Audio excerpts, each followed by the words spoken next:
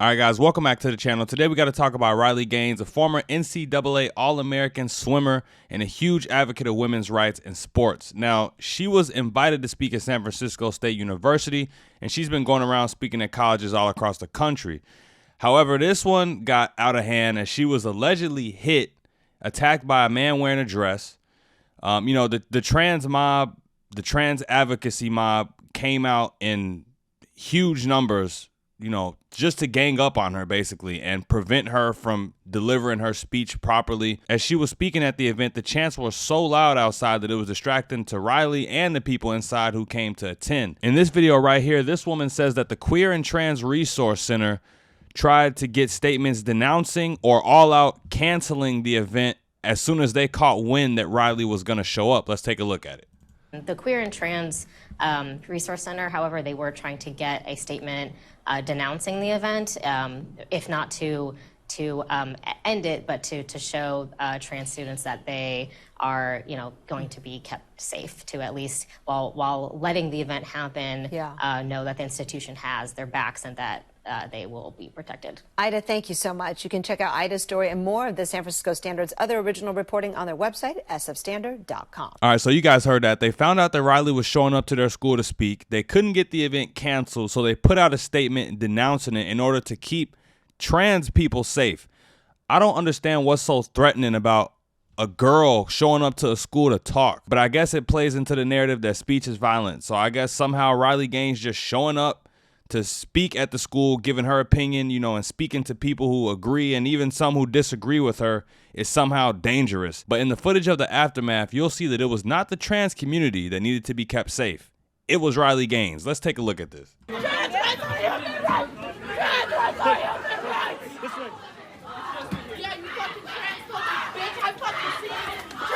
just me. I'm good. I'm good. I'm good.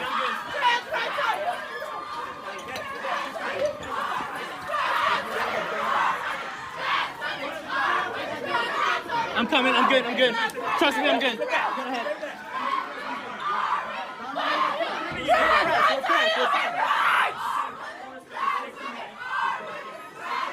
Trans rights are human rights.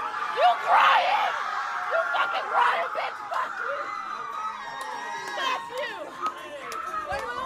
Fuck you. Trans rights are human rights.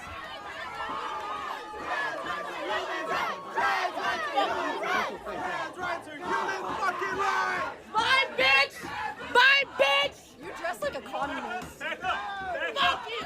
Trans women are women. Trans women are women. Trans women are women. Trans women are women. Trans women are women. Trans women are women. Trans women are women. Trans women are women. Trans women are women. Trans women are women.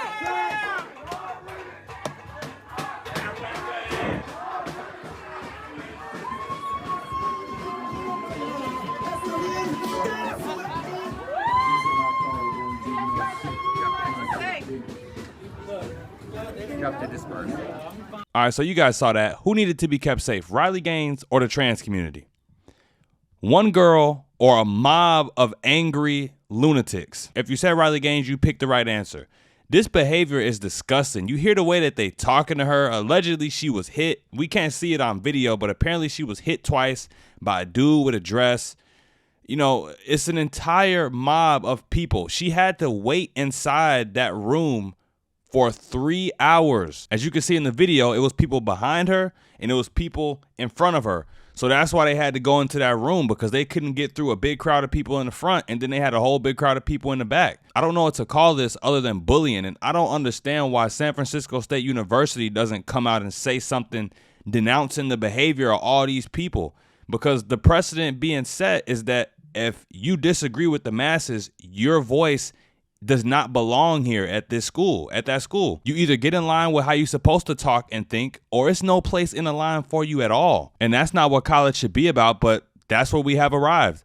Colleges are primarily liberal institutions. This is why people are afraid to speak up when they disagree with something, especially in person, because you will have to face the mob. And that's why I want to give a shout out to Riley, and that's why I'm doing this video, because not too many women athletes are as outspoken as she is. I'm sure many women think the same thing that she's thinking. Many women don't. I would argue that most women do not want to compete against biological men, but she is one of the only few brave ones that, you know, go around and actually speak out about it. If you hear Riley Gaines' story, it's actually, you know, it's actually pretty messed up what happened between her and Leah Thomas. And the people who advocate for trans women, aka biological men, to compete against women in sports, you know, they talk about how trans women feel and how trans people feel, but they never bring up how these women feel when they being ousted from a space that is supposed to be theirs by individuals who aren't even women. To keep things peaceful and Make her lose her flight. and move forward. Okay. Tell her to pay us. Tell her to pay us, and then she could go. $10 each.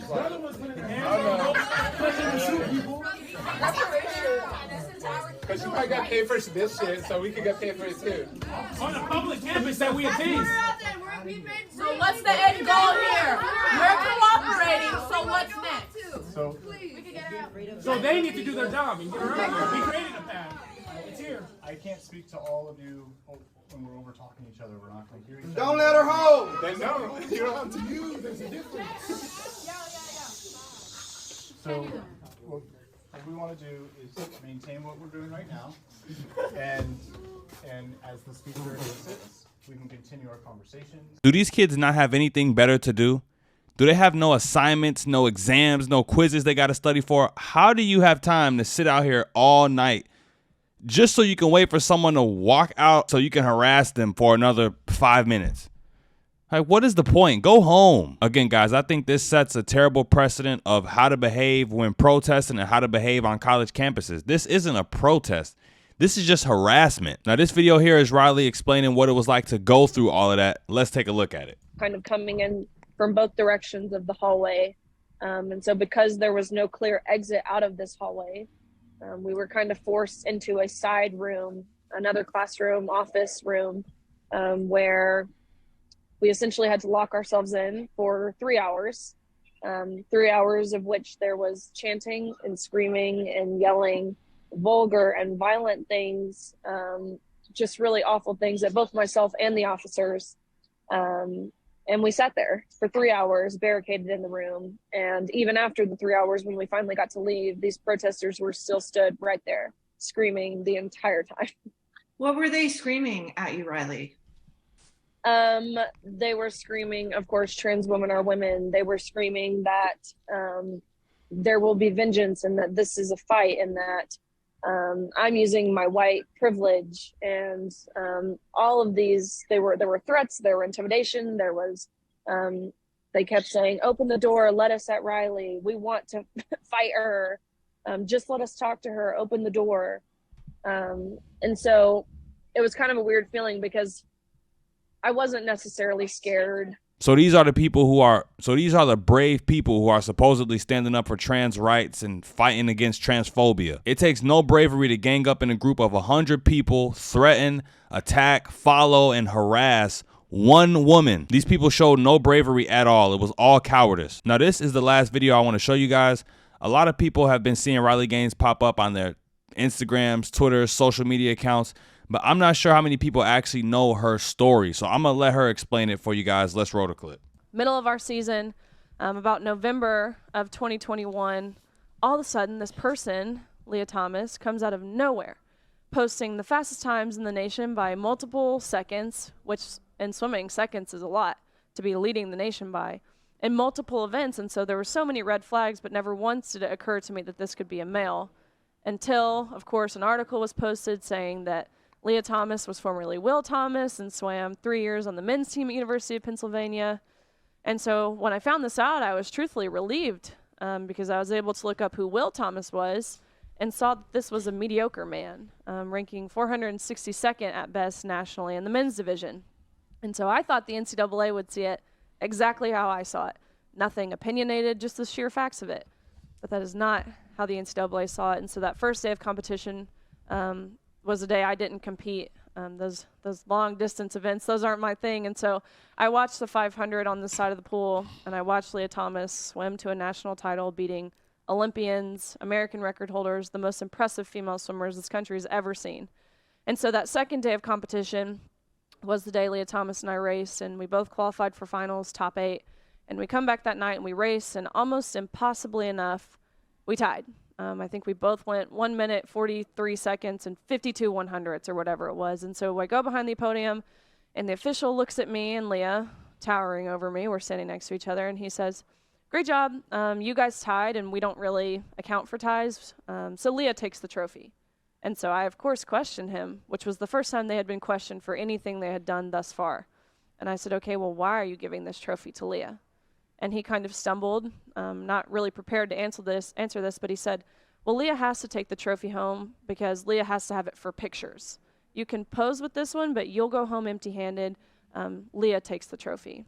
And so that's truthfully when I was done waiting for someone else to stick up for us, because I thought someone who is supposed to be protecting us would protect us. All right, so you guys heard that. Now, just to reiterate, first day of competition, she's not competing against Leah, but she sits back and watches Leah smoke girls who have been taking swimming serious their whole life, putting their blood, sweat, their tears into this sport. Leah Thomas just comes in, smokes them. Second day of competition, Riley Gaines competes against Leah Thomas. They tie, but somehow Leah Thomas is selected to get the first place trophy. Her story and her speaking out about this is not about her being a transphobe. This affected her on a personal level, and she is one of the only few brave voices that is willing to speak out for women who go through things similar to her. If anyone else was in her situation and got treated how she got treated, being denied first place to someone who wasn't even born a woman, you would be just as angry and you would want to speak out and say something about it too.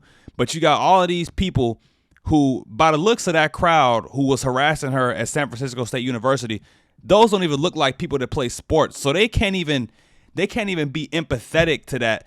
And I doubt that they even know her story or even care to listen to it or hear where she's coming from at all. It's just Riley Gaines, transphobic, done. It really is a shame. These buzzwords prevent people from having conversations or even allow you to hear where somebody is coming from. It's ridiculous. But I'm going to continue to stick up for Riley Gaines and wish her well, because I know she will need all of the support she can get dealing with this insanity. But that's it for the video, you guys. Let me know what you thought about this in the comments down below. Don't forget to like, comment, share, and subscribe when you're out the door. And until next time, I'm out of here.